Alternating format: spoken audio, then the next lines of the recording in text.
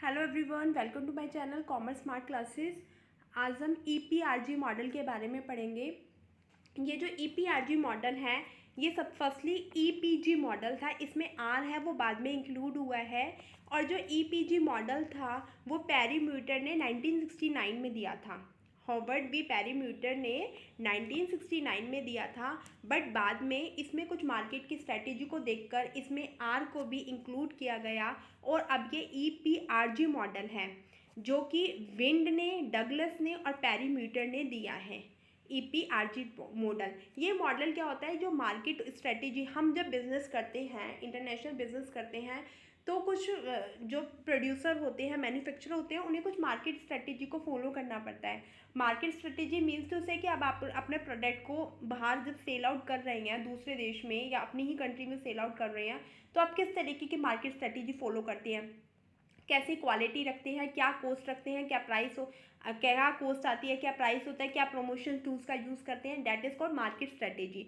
तो EPRG model के अंदर ये जो पॉलिसीज़ है इनको इंक्लूड किया गया है अकॉर्डिंग टू रीज़न, जिस तरीके का हम प्रोडक्ट को प्रोड्यूस करते हैं। तो फर्स्टली मार्केट स्ट्रेटेजी में सबसे पहले मॉडल में आता है ई रिप्रेजेंट करता है एथनोसेंट्रिक मॉडल। एथनोसेंट्रिक का मतलब होता है एथनोसेंट्रिक, जिसमें हम क्या करते हैं, सेम मार्केट स्ट्रेटेजी को फॉलो की जाती है। इथनोसेंट्रिक में जैसे हम खुद हमारे देश में मार्केट स्ट्रेटेजी फॉलो कर रहे हैं वैसे ही हम विदेश में भी मार्केट स्ट्रेटेजी फॉलो करते हैं।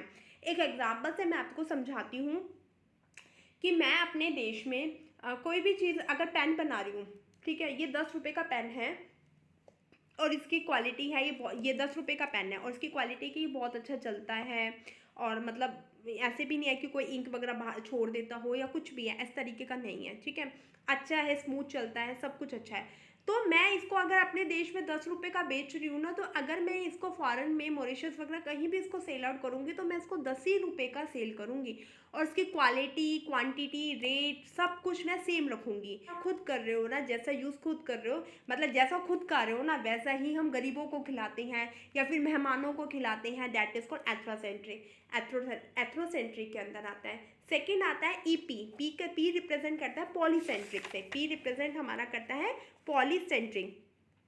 पॉलीसेंट्रिक कहता है कि हाँ, अलग अलग मार्केट स्ट्रेटेजी को फॉलो करो। अलग अलग मार्केट स्ट्रेटेजी का मतलब है कि कंट्री से country, country to country vary होती है।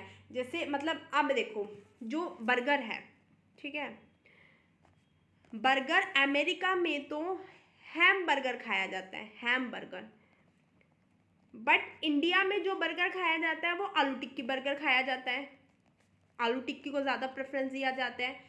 तो वो कहते हैं कि जिस तरीके का लोग पसंद करते हैं उसी तरीके की उनको क्वालिटी दो, उसी तरीके की उनको क्वांटिटी दो, और क्वांटिटी और क्वालिटी के साथ साथ आप प्राइस भी उसी अकॉर्डिंग रखो जिस तरीके की आप क्वालिटी दे रहे हैं।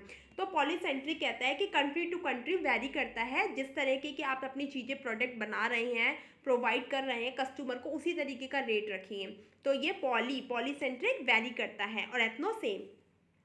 Now the third one is geocentric. Geo तो ये कहता है, जियो कहता है ना ऑल ओवर यूनिक है भाई। जियो में जो फीचर्स आ रहे हैं, आज तक आपने देखा होगा किसी फ़ोन में ऐसे फीचर्स नहीं आ रहे क्योंकि जियो यूनिक है। तो यहाँ भी जियो से याद करना यूनिक, मतलब आप एक ऐसा यूनिक प्रोडक्ट बनाओ कि आपको कुछ मार्केट स्ट्रेटेजी को चेंज करने की ज़रूरत पड़े ही ना।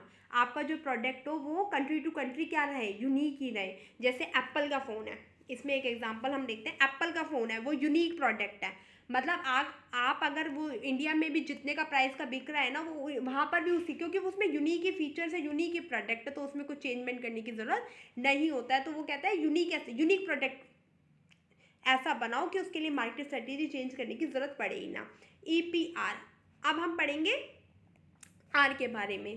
पहले सॉरी मैंने जी के बारे में बता दिया। अब ईपीजी मॉडल, अब उसमें जो आर मॉडल, पहले ईपीजी मॉडल था, अब उसमें बाद में आर भी इंक्लूड किया गया है। क्यों? क्योंकि रीज़न के अकॉर्डिंग देखने लग गए। हमें अपनी जब मार्केट को इंक्रीज़ करना था तो अब रीज़न भी उसमें इंक्लूड हो गया। तो वो कहता है कि जो मार्केट स्ट्रेटेजी को फॉलो करो वो रीज़न के अकॉर्डिंग करो, कि रीज़न में लोगों कैसी चीज़ें पसंद करते हैं, क्या पसंद है उनकी, क्या स्टैंडर्ड है उनका, क्या स्टेटस है उनका, किस अकॉर्डिंग वो खरीद सकते हैं, उस अकॉर्डिंग हमें अपनी मार्केट स्ट्रेटेजी को बनाना चाहिए। ओके, अगर आपको मेरी वीडियो अच्छी लगे तो please like, share and subscribe my channel. Have a nice day.